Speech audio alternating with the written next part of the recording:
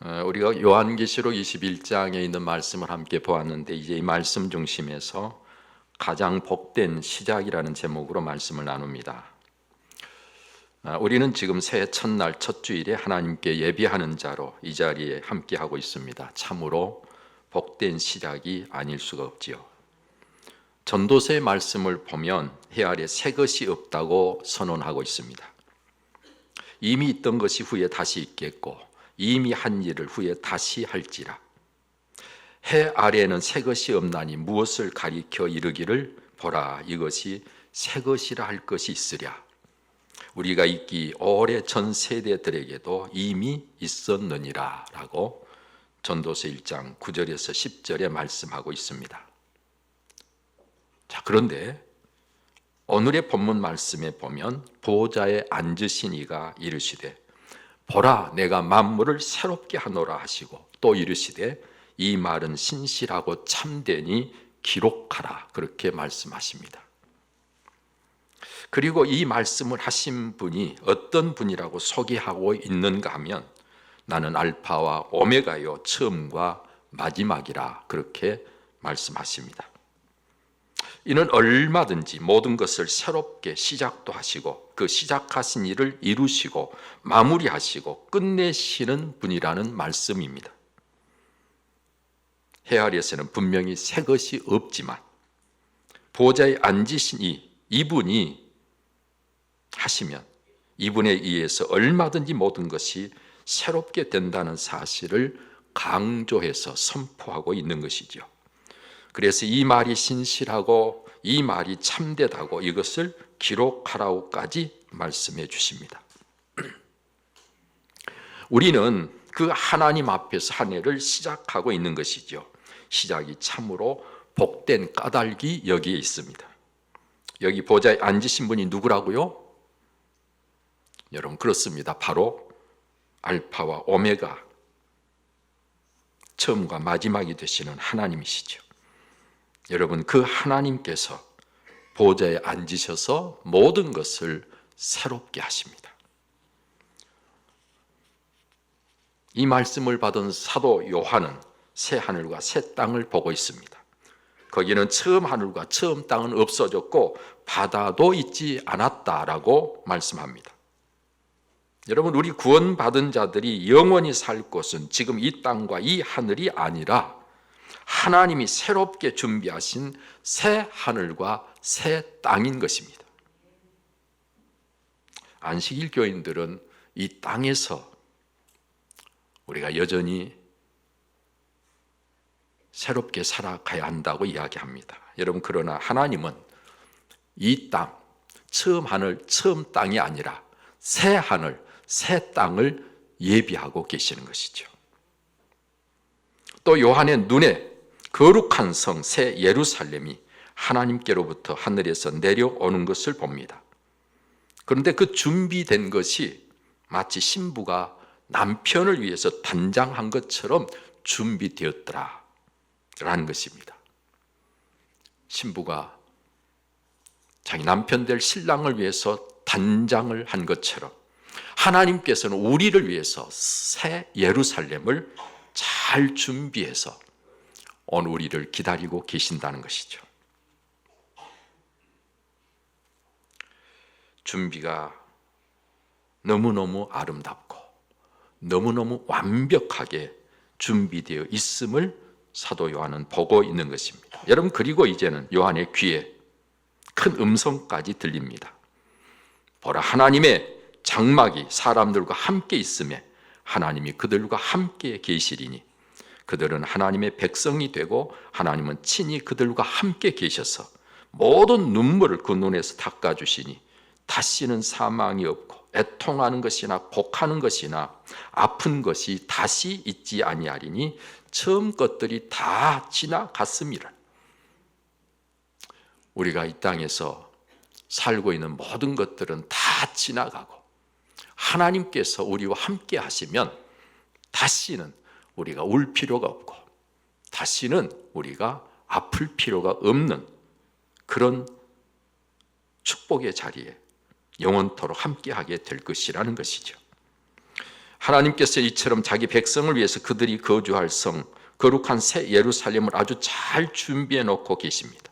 이는 하나님께서 자기 백성과 함께 하시기 위해서 준비하신 것들이죠. 여러분, 하나님이 함께 하시면 그곳에서는 사망도 없고 애통할 일도 없고 아픈 것도 없으며 오늘 우리가 하는 모든 일들이 다 기쁨이요 감사요 찬송이 될 것입니다.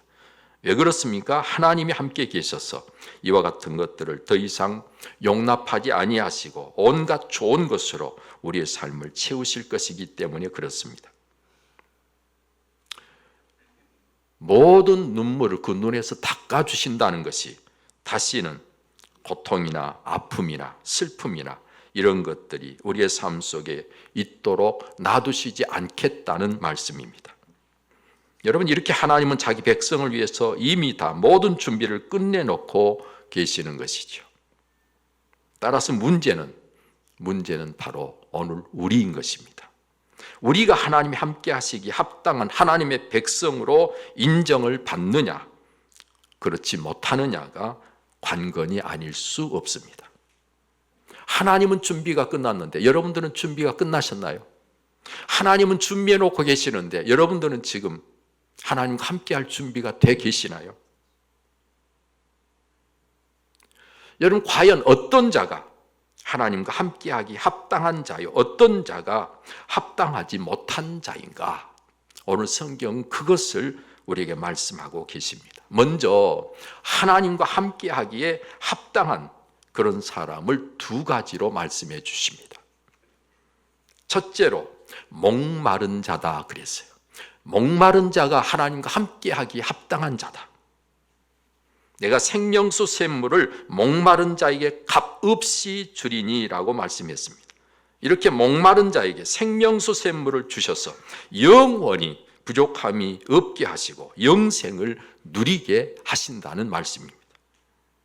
영원하신 하나님과 함께 할 수 있게 되는 것입니다. 여러분, 여기 목마른 자를 예수님은 심령이 가난한 자, 복이 있다고, 천국이 그들의 것이라고 산상수훈 시작 부분에서 말씀하고 계시죠. 심령이 가난한 자와 목마른 자는 같은 의미로 이는 오직 하나님께 소망을 두고 오직 하나님만을 간절히 구하고 찾는 자를 말씀하고 있는 것입니다. 하나님이 아니고서는 그 무엇으로도 만족할 수 없고 하나님이 아니고서는 그 어떤 상황에서도 행복할 수 없는 사람이 목마른 사람이요 심령이 가난한 사람입니다. 하나님이 나와 함께 하시지 않아도 구태여 하나님을 찾지 않아도 이 땅에서 얼마든지 행복하고 이 땅에서 얼마든지 만족하며 사는 사람은 목마른 사람이 아니고 심령이 가난한 사람이 아니에요. 저는 이 자리에 계신 여러분들이 모두가 다 함께 참으로 목마른 자가 되어서 하나님과 영원히 함께 할 수 있는 거기에 합당한 사람들이 꼭 여러분들이 되시기를 축복합니다. 두 번째로는 성경은 뭐라고 말씀하시고 있는 거 아니? 이기는 자가 하나님과 함께하기에 합당한 자라고 말씀합니다. 이기는 자는 이것들을 상속으로 받으리라. 나는 그의 하나님이 되고 그는 내 아들이 되리라.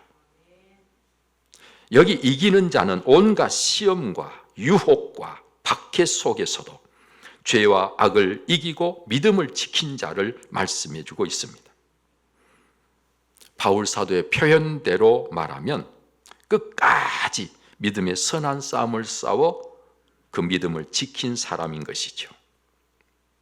여러분, 이렇게 믿음을 지키도록 우리를 돕기 위해서 오신 분이 보혜사 성령이십니다. 성령께서 오셔서 우리를 도우시는데 그 도움을 받아서 오늘 우리가 이 선한 싸움, 영적 싸움, 믿음의 싸움을 싸워서 승리해야 됩니다. 그런데 그 도움을 도외시하고 자기 실력, 자기 노력, 자기 방식으로 싸우는 자는 늘 삶이 피곤하고 늘 어렵고 사실은 늘 승리보다는 패하게 됩니다. 끝까지 버티는 것은 거의 불가능합니다. 따라서 이기는 자가 될 수 없다, 그 말이. 이것을 잘 아시는 하나님께서 오늘 우리를 그래서 도와주시기 위해서 성령님을 보내주신 것입니다. 우리는 그 성령님의 도우심을 꼭 받아야, 그래야 내가 이 영적 싸움에서 이기고, 그래서 마지막 이기는 자로 하나님 앞에 서게 되고 하나님이 그와 함께 하시게 된다는 말씀입니다. 도우시기 위해서 오신 그 성령님께 내 손을 내밀어 그 도우심의 손을 붙잡는 자가 되어야 합니다. 그래야 승리가 보장되는 것이죠. 여러분, 내 실력, 내 노력, 내 방식은 사실 아무것도 아닙니다.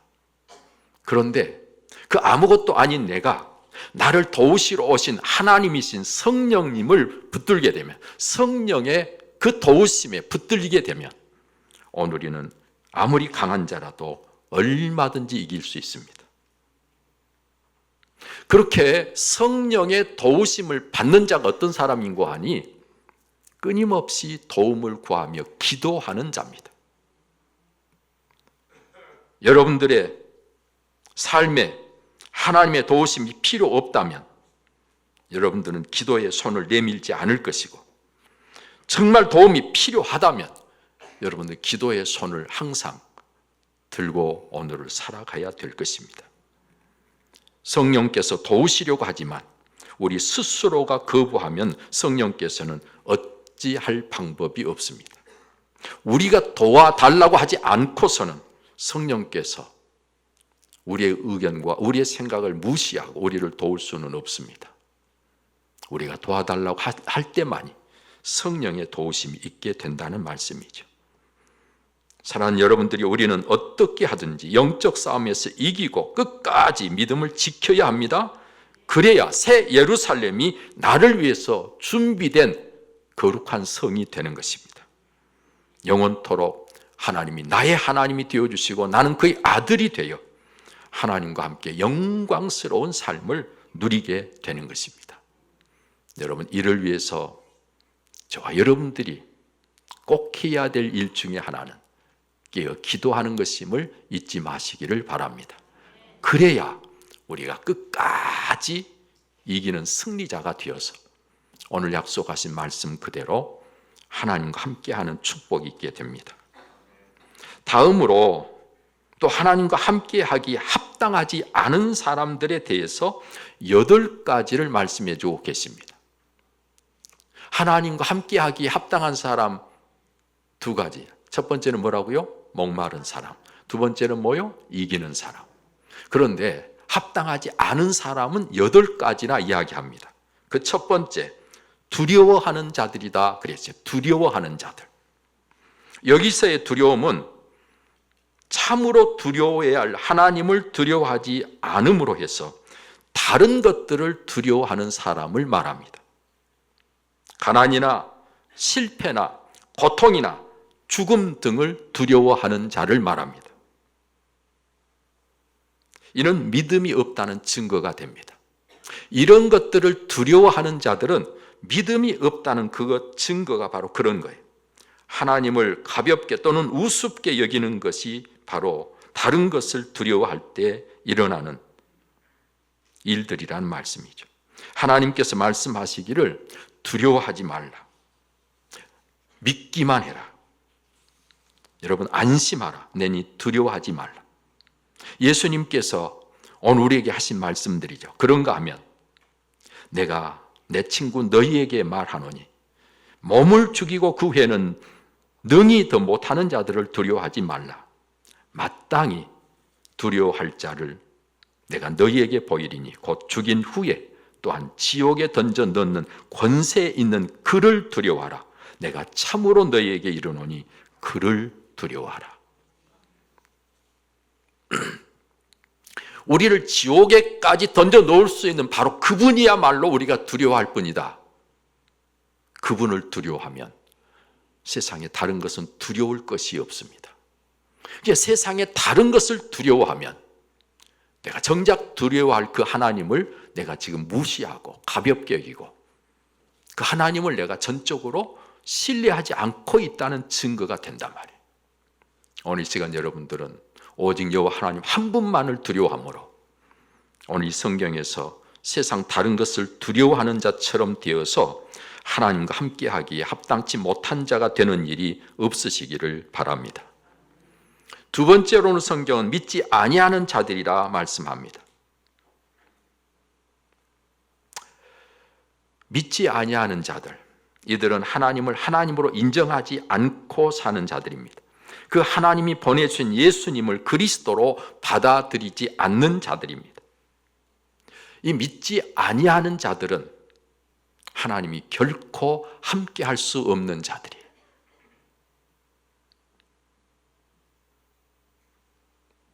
하나님은 선하고 악하고의 기준을 가지고 우리를 구원하시거나 구원하시지 않거나 하나님이 함께 하시거나 함께 하지 않는 게 아닙니다. 하나님의 기준은 믿느냐 믿지 않느냐예요. 믿음이 있으면 하나님이 함께 하시는 거, 믿음이 없으면 하나님이 함께 하시지 않는 것입니다.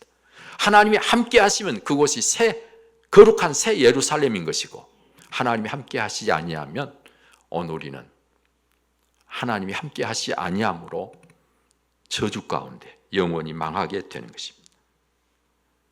저는 오늘 시간 여러분들이 하나님을 하나님으로 인정하고 그 하나님이 보내신 예수 그리스도를 나의 주로 영접해서 믿음으로 이 세상을 살아감으로 하나님이 여러분들이 하나님이 되시고 여러분들은 하나님의 자녀가 되는 이 축복을 꼭 누리시기를 바랍니다. 영접하는 자 곧 그 이름을 믿는 자들에게는 하나님의 자녀가 되는 권세를 주셨다 그랬어요. 그 권세가 여러분의 권세가 꼭 되시기를 축복합니다. 세 번째로는 성경은 흉악한 자들이라 그래요. 흉악한 자들, 이는 포악함으로 사람들을 해치는 자들입니다. 여러 가지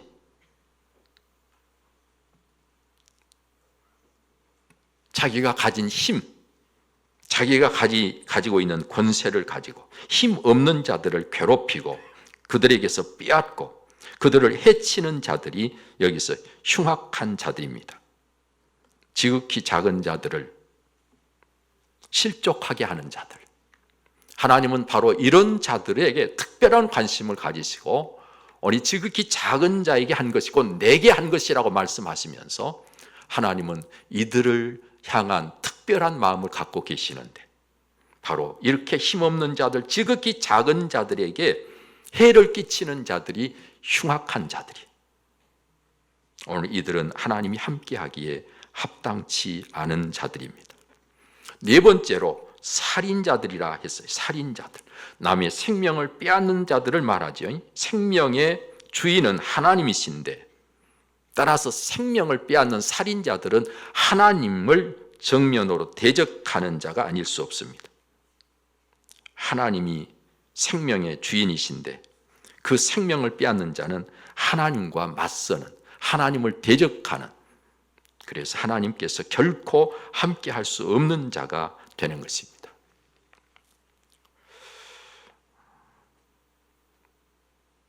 살인한다고 하는 것은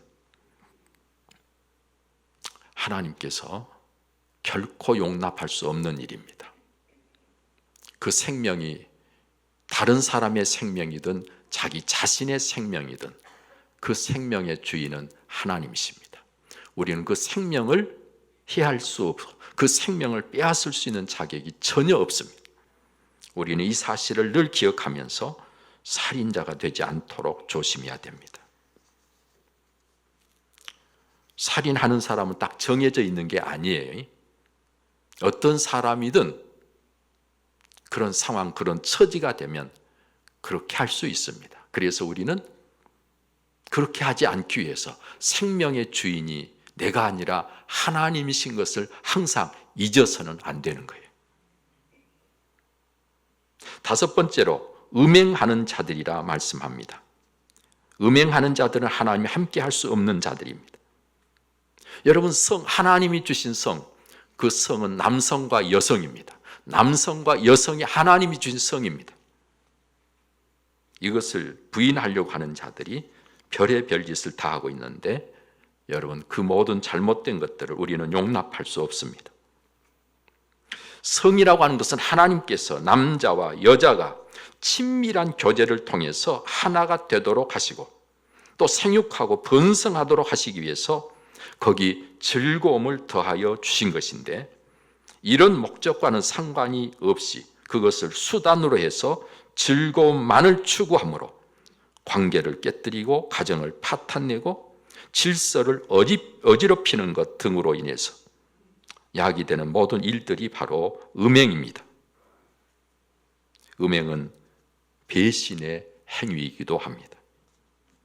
서로의 신뢰를 무너뜨리는 것이 음행입니다.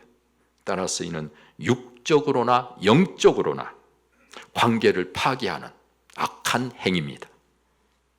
하나님이 매우 싫어하시는 일인 것을 우리는 절대로 잊어서는 안 됩니다. 음행하기 위해서, 죄를 짓기 위해서 법까지 만들어가지고 못된 짓을 하려고 하는 이런 모든 악한 행위들을 하나님은 결코 용납하시지 않는다. 여러분, 이것을 잊어서는 안 되는 것이죠. 여섯 번째로 점술가들이라 했습니다. 이들은 사람들을 미혹하는 자들이죠. 허탄한 것으로 사람들을 속이고 잘못된 것을 믿고 따르게 하는 자들이죠. 이 세상 모든 것은 하나님의 다스림 가운데 있고, 점술가들은 하나님이 하시는 일을 결코 알 수 없는 자들입니다.